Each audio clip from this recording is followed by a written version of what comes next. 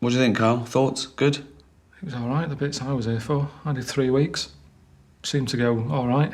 It's confusing, though. Don't big it up. Do not go over the top. They won't believe you, boy. You record everything like in a funny order. I don't know if it was any good or not. I did an interview the other day. Someone said, is it good? And I don't know. It's like a jigsaw. It's like watching Memento. What is going on? It's all over the shop. Do it in the right order. Well, you can't do it in the right order, can you? Why not? So you have to do a scene there, and then you have to get in all the other people to do the next scene, because that's the bit you're going to see on the telly. Your days, we had you for 12 days. How could we do it in order? Well, I don't know. I just think it was complicated. It won't surprise me if it's wrong, if you forgot something now. One of the episodes won't make sense because of that. Because it's all over the shop.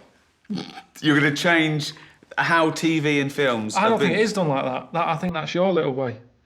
I would not do it like that. It's like sorting out the roof on a house before you've done the foundations. I've been trying to do it right. I've been living a lonely life. I've been sleeping here instead. I've been sleeping in my bed. Sleeping in my bed.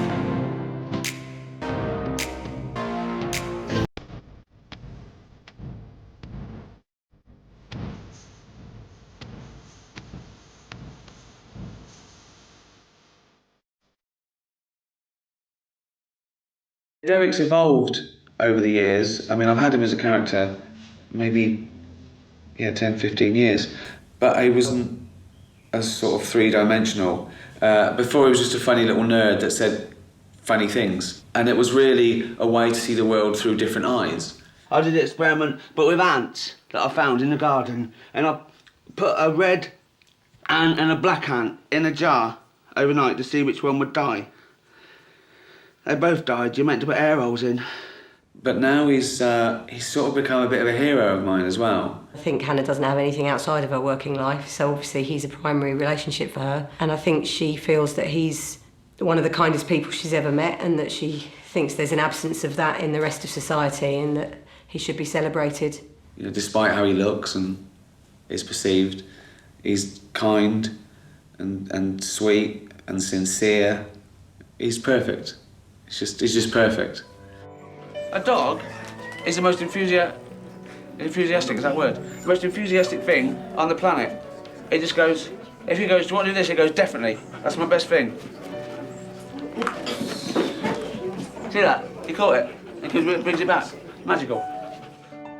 And that's why I had to make him look odd. I didn't want anything to confuse you. I wanted everything to be a juxtaposition to what he was really like. So he's got to be scruffy, he's got to walk funny, he's got to have bad hair. He can't be that bright. Because then, kindness comes along and trumps it all. Hannah, saved a baby bird. Fallen out of his nest, it's all weak and everything. Call the RSPCA. Oh, I can't call the RSPCA, Derek. Why not? Well, I think you should put it back where you found it. I can't. What if a cat gets it, or a magpie or something? Put it somewhere safe, Derek. No, call Rolf Harris. I can't. Don't be silly, I can't call Rolf Harris. Call Bill Oddie. Call Bill Oddie. No, I'm not. Why not? Bill Oddie. Well, I haven't got his number. Well, what? This is sickening. Ah, what do I do? He's in a dream world, isn't he? Hey? The scruffy old bird looks a bit peaky and he wants to start calling Bill Oddie up. What did you feel like your first acting role? If people have only seen me travelling about the world, dressing up as women, or dancing about with tribes, that isn't me. No. So in a way, this is more me. I've got a broken cup here, that needs fixing. I've got a meerkat here, a solar-powered meerkat from the garden. Right. He's knackered. I'll fix that. I fixed the toaster this morning. Right, yes. Pop back next week, all this will be sorted, and I'll have another pile of shit to fix. I don't know what you want from me. Initially, when he did the pilot and he sort of liked it, right? And I sort of wrote it for him, and it was sort of, an extension of his bald mank, twat, whinging, gimp, moron. Yeah? You'd agree, yeah? We were out having something to eat, and he just said, I'm doing Derek, have you got a bit in it? And he's always sort of tried to cram me in everything that he's done. He did a sort of invention a line, did a bit for that, and was cut out. Since Victory Junction, didn't want to be in it, but he sort of said, the catering's good. He said, they're doing pork chops today. I said, all right, I'll see you in an hour. So I went down and did that. Again, with this, he just sort of said, just a couple of lines, just have you in the background, and then as time went on, I saw scripts and it was like, there's loads of stuff here. And some pretty heavy, heavy proper acting, having to get angry and stuff on cue. I was like, I can't do this. And he's going, I'll be fine. He was nervous at first, I had to really cope. I was like the Mank whisperer. I had to get him in, and go, come on Karl, it'll be all right. And I even cut lines at first because he was nervous about it, and then I said, I think you could do this, and he did it, and he's been great. I mean, there's times when I just think, I'm well out of my depth and I shouldn't be here. Because you've got Kerry, who's like a proper actor, she can turn it on when she has to. Ricky's really good as Derek. I mean, you can watch a scene and get a lump in your throat, even though it's not real. And I'm not like that really. I can watch a lot of films and not shed a tear. Girlfriend's always like, oh, you're hard, you haven't got heart and everything. It's normally Elephant Man and Kes are the two films that make me cry. So it's a bit embarrassing when you sat here. It was like therapy for me. Yeah. Because when you say, right, you've got to get angry in this bit, I actually imagine that thing that I'm getting annoyed about, I imagine that has happened. That's called acting. No, but it's not, though, because it's not. It is. I get a proper, when I had to shout at Shelley, I was like that after. Oh, really? Proper adrenaline rush. Oh, really? Forget bungee jumping and all that. I was like, I was really angry. You didn't give a shit about your mum. It's been Hannah who's been looking after all this time. I've been very busy, actually. Oh, you've been busy? Yes. Well, it doesn't matter anymore, does it? Your mum's dead. Well, you've got your ring, haven't you? Have you got the ring? Yes. Does it fit all right? Does it fit? Lovely, that. You got the ring? Fuck off, then. Fuck off! All right, thank you. Yeah, fuck off, you know. Come on. I tell you what, take your box with you as well, you forgot. It's your mum's memories here, but you don't give a shit about that, do you? Fucking make me sick. Come on. Fucking hell, as if she needs jewellery. Mr. fucking T. Just for my own amusement. On the other side. No way this is going to go in. Just for my own amusement. case- This is a DVD extra. George, I know it ready? is. Jump I in know on it the is other now. side. But look at that. Just stand on the back. Look at that. I cannot tell you how good this is. Should have sat on this one. I'm actually going to burst. Right.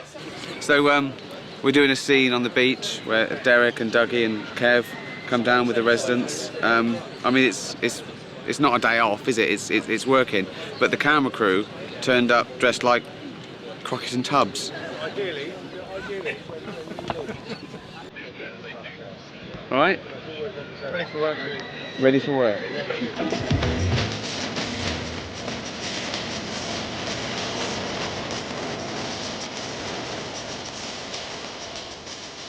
Broadstead, I think, is a wonderful place. We've only been here 24 hours, but it's been like a lifetime of enjoyment. Yeah, I've enjoyed it very much. And we still haven't finished yet. I know. Yeah, nice hotel, comfortable bed, nice bar, very nice bar. So nice, I stayed up half the night. Never mind. These guys just take it easy here. This is how they made the Matrix. Jamie. Dressed again, like we did last summer. I love down here. It's really nice and family loving. The people are nice. The little coffee's nice. Everything is nice and all the blue skies and everything. The only problem I have, I can't get any signal for my phone. Is that the only umbrella you could find? It's not mine. Someone gave it me because we were worried I was going to get skin cancer on my head. What's funny about that? No joking about skin cancer. No, we weren't laughing at that. It's just that very specifically you're worried about it on your head. Well, because of this wig you've given me. The whole benefit of a wig is to protect your head. No, it's It doesn't not. do anything. A wig is to look like you've got hair. Yeah, but this doesn't do that, does it? No, this So accentuates there's no benefit to this. how awful It's you are. keeping my ears warm. It's about 36 degrees today. I do not need this on my head. If there's going to be one thing that's, critics are going to slag this off for, it's that wig. And I did tell you, and when they do it, I'm going to phone you up and go, told you. What will they say? Well, they'll say the whole thing's ruined by a ridiculous wig. Same haircuts. They've got the same haircuts.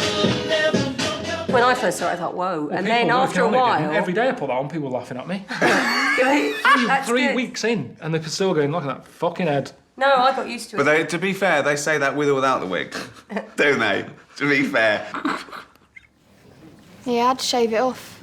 Or wear a wig if I was you. What difference would it make to my life? Seriously. Your head would be warmer. Good point. I've done a lot of media stuff, with extras and the Golden Globes and, you know, spoof things for comic relief. I sort of doubt in that, because it's irresistible to write about what you know. You know, I worked in an office for 10 years and I wrote about it, but by then I was in media, so you sort of write about it. The Office wasn't out and out drama, but there was a pathos, there was a sort of there was a weight to it, you know. So you know, I like to think quite three-dimensional characters. But this is a return to more of those sort of Office values, I guess. Ordinary people, real problems, and more so. I put Victoria is a real asset. She learns quickly and she gets on with everyone, and the residents love her, and she's clearly a smart and conscientious young lady. 10 out of 10 for effort. Oh, what's the matter, darling? I'm just never got 10 out of 10 for anything before. Oh, that's silly. Everything's not a test. I bet you're brilliant at loads of stuff. No one's ever been this nice to me before either. Oh, well, you're rubbish then. How's that? Yeah. The Office sort of like touched on existentialism, but it touched on the existentialism of being 30. You know, this touches on the existentialism of being 90 sometimes. So there's a bit more weight to that. I love working here, but I'm always sad. I'm gonna stay though, to help the people that are still alive. And then when they're dead, they're not sad anymore. And I'd rather be sad than anyone else.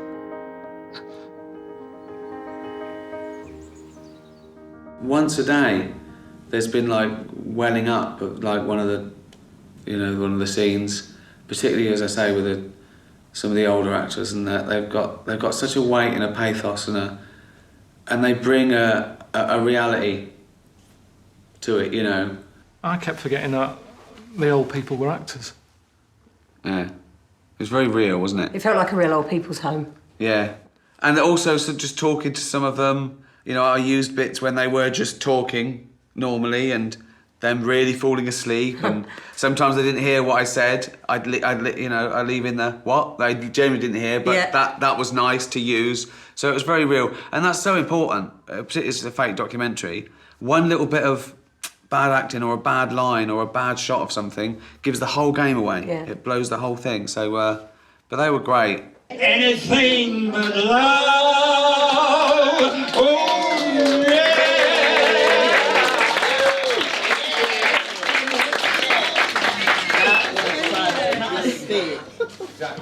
Now I want to marry him now. I sort of call it a comedy drama, but it's not a comedy drama. There are dramatic bits, but only just like, you know, real life. And it is a sitcom, it is a comedy. But what's different is sincerity flows through it. You know, what we were laughing at with David Brent was the blind spot. You know, the difference between how he perceives himself and how we perceive him. Sort of say what's on their mind and they mean it, and they're sort of right, you know. Derek says things and there's no difference between what he says and what we hear and what he means. It's all the same thing. He's sincere. He does think that about animals and old people, and, you know. And Hannah says what he means, and Dougie says exactly what he means, and Kev says exactly what he means. Having a party for my birthday, I can choose the food and the songs, can't I? And the music we put on. Can I choose my presents? Well, no, because then it wouldn't be a surprise, would it? I know what you want for your birthday, mate. What? You pop your cherry, didn't you? What? I say, I know what he wants for his birthday. He needs to pop his cherry, didn't he, boys? What's that? What's Pop Your Cherry? Think. No. What have you got that looks like a cherry needs popping? In your knob, mate. Looks like a cherry, doesn't it? Rude. Needs popping, up a woman. Doesn't it, boys? The end of his knob looks like a cherry, needs popping up a woman, yeah? I've got an old walnut if anybody's interested. I think that's the difference with this and sort of traditional sitcoms. There's no level of irony.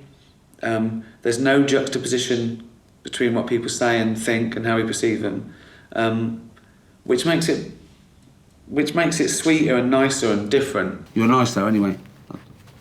Yeah, how do you know that? I could tell. Joan says, sometimes good people do bad things, so give them a second chance. Wait, who is Joan? Old lady, what lived here. But she died. she was wise. Because she lived a long time, so she knew lots of stuff. And she told me it. And that upsets me just thinking about her, because I loved her so much.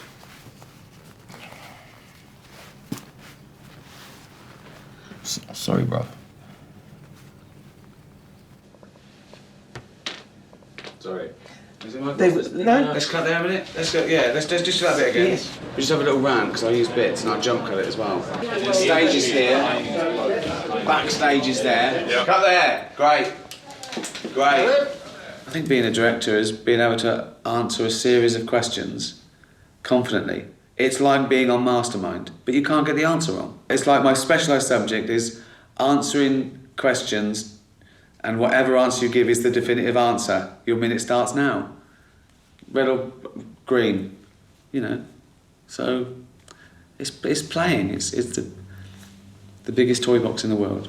It's fun. I watch a lot of interviews with actors and everything's always lovely, you know, and I just can't believe that to be true, because I've been on so many film sets where it's just been a nightmare from start to finish with these guys. They're lying.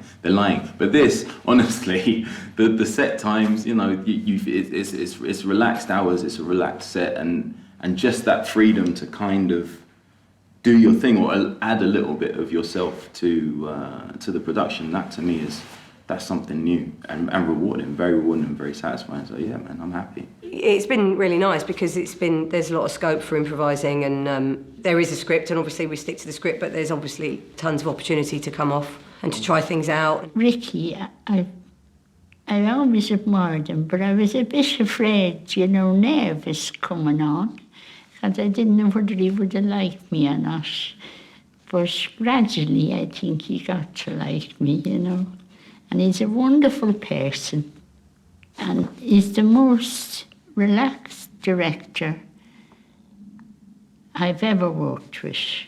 He's amazing. I never worked with anyone like him because everything is like one take. I think he's like Clint Eastwood, but with a crazy laugh. God, there's a lot of dried up muffin. Fuck off!